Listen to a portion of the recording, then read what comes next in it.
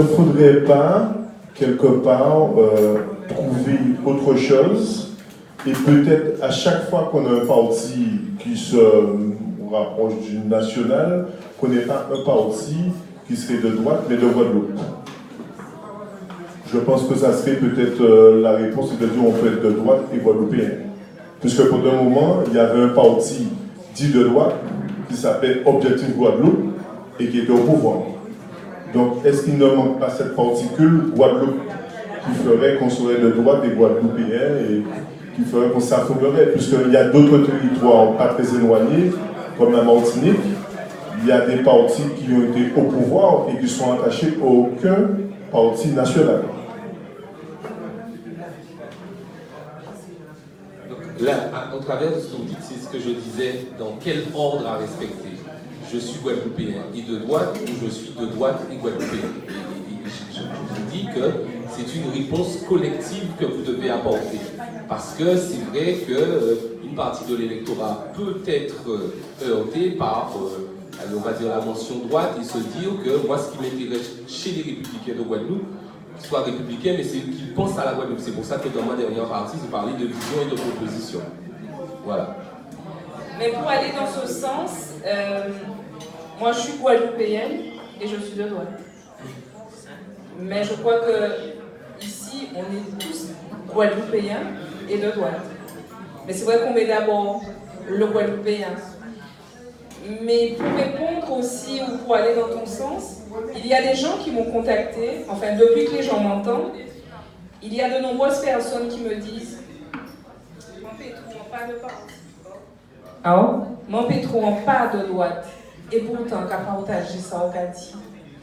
Il y a des autonomistes qui m'ont dit « Ça fait des années qu'on n'a pas voté. Si on devait voter, on aurait voté pour toi. » Et il y a des gens qui me disent, si demain tu crées un parti local, on vient. Donc c'est vrai qu'on pense à des choses, mais c'est vrai aussi que je vois le mal qu'a fait à la droite Objectif Guadeloupe. Parce qu'il faut être clair là-dessus. Objectif Guadeloupe a amené la droite en haut, mais Objectif Guadeloupe a détruit la droite aussi. Donc ce sont des paroles que certains n'aiment pas entendre, mais il faut le dire. Parce qu'Objectif Guadeloupe, c'était d'abord un ramassis de tout. Donc c'est bien que nous fassions peut-être demain cette démarche, qu'on réfléchisse à un parti local. Mais il faudrait aussi que nous ayons un ADN en commun. Et que cet ADN ne soit pas seulement gagner des élections.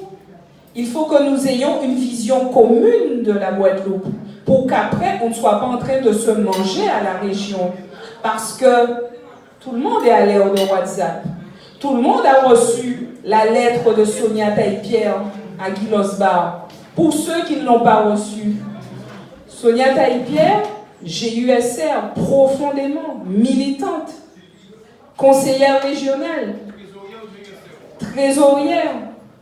Cette dame a été élue vice-présidente ou présidente du CTIG, le Comité du tourisme des îles de Guadeloupe. Mais elle a été élue contre la volonté d'Harry Chalus, qui lui a présenté, vous imaginez, dans la même famille, Yoka dit Yoka manger gombo et tête, mais c'est grave. Il a présenté une candidate face à elle. Ça fait 3 ans qu'elle fait le job. Oui, c'est Corinne Petro. Quand elle fait. Et donc, elle a gagné. Et depuis, elle subit des mesures de rétorsion.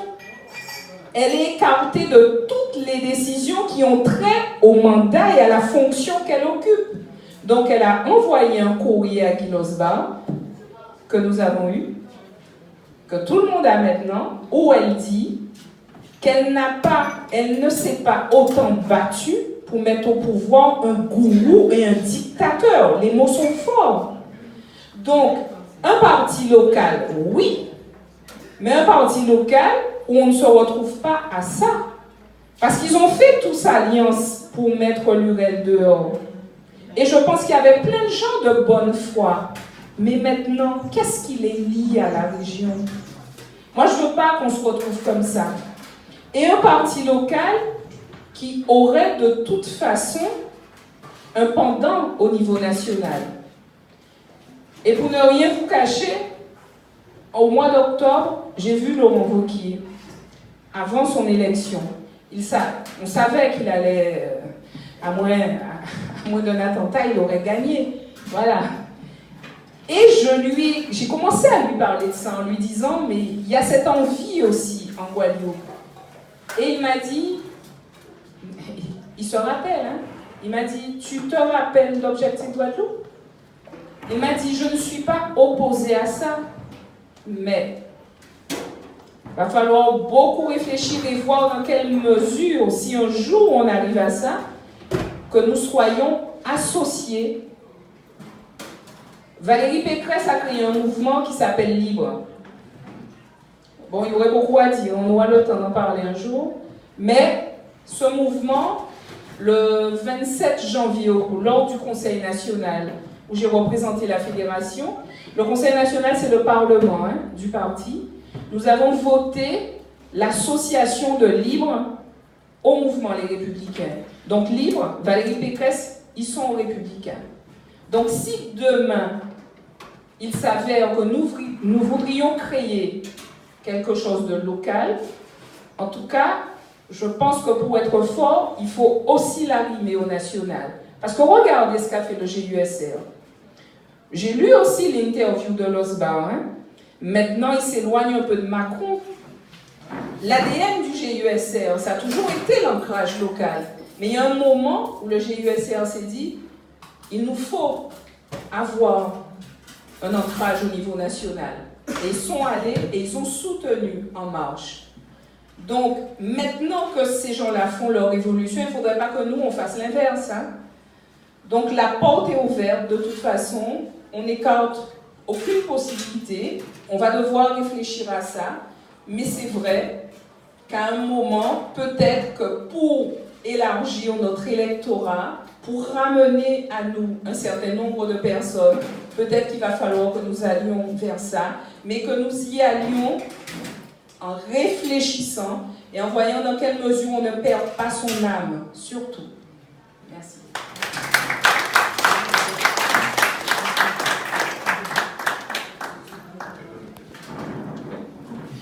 Oui, Yann?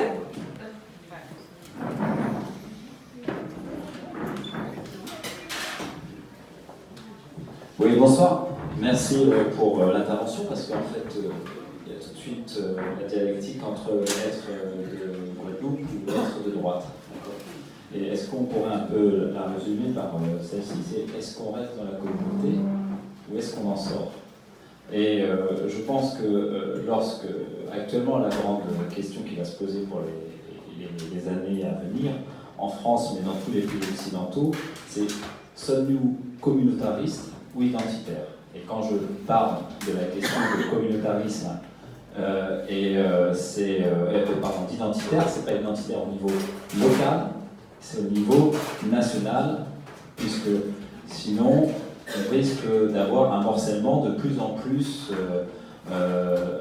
qui va dépecer de plus en plus toute structure. Parce qu'on peut très bien dire après, au-delà de la Guadeloupe, entre Basse-Terre et Grande-Terre, et puis déjà il y a au sein de la Guadeloupe des gens qui en ont un peu assez d'avoir un jari qui capte toute l'attention, tous les flux, etc., qui pose un véritable problème d'équilibre territorial au sein de la Guadeloupe.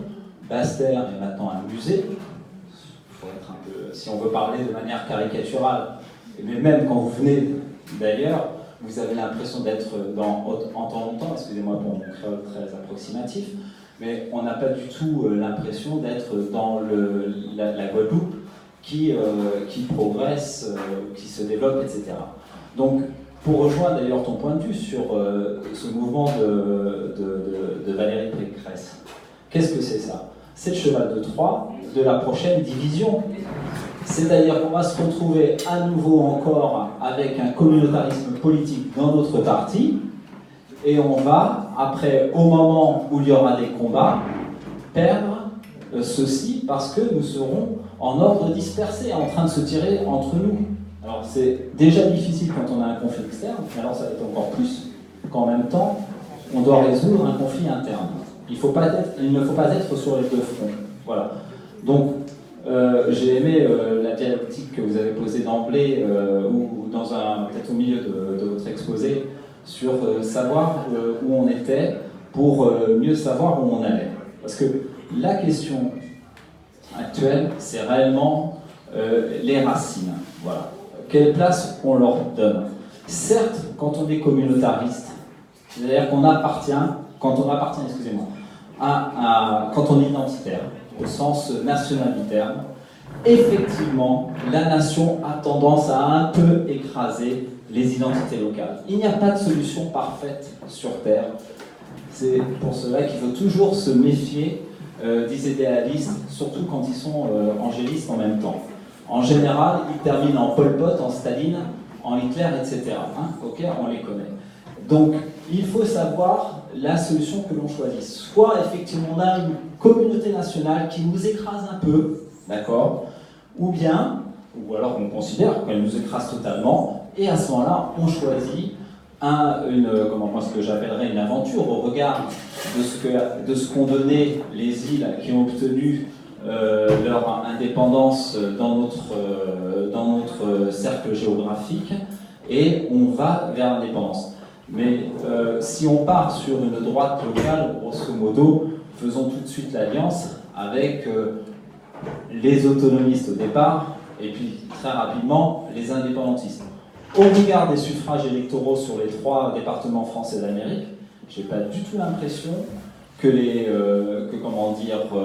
la population soit très attirée par cette aventure. Parce que, et ça on peut le voir, y compris dans des départements de l'Hexagone, en pleine terre, etc., on s'aperçoit très rapidement que ces aventures conduisent à mettre en place des clans et très rapidement des mafias. C'est-à-dire qu'il ne faut pas imaginer, on le sait ici, qu'il y a des gens qui tirent leur couverture, qui font leur business au détriment des autres, qui ne servent pas le pays, mais qui se servent du pays. Et ça, c'est valable quel que soit le lieu où vous allez. Des grandes familles, des gens qui s'implantent, qui mettent en place des choses qui leur permettent d'obtenir un monopole et ainsi de remettre en place ce que toute l'histoire de France a combattu, à partir notamment de Louis XIV, même avant, en mettant un État-nation fort, c'est-à-dire tous les duchés, tous ces combats que l'on a subis et qui faisaient que nous étions des inféodés à des familles, des seigneuries, etc. J'avais juste une petite question, Monsieur Chico. Effectivement, je ne comprends pas pourquoi on utilise si peu les possibilités de spécificité en matière législative. Est-ce que vous avez une explication là-dessus ?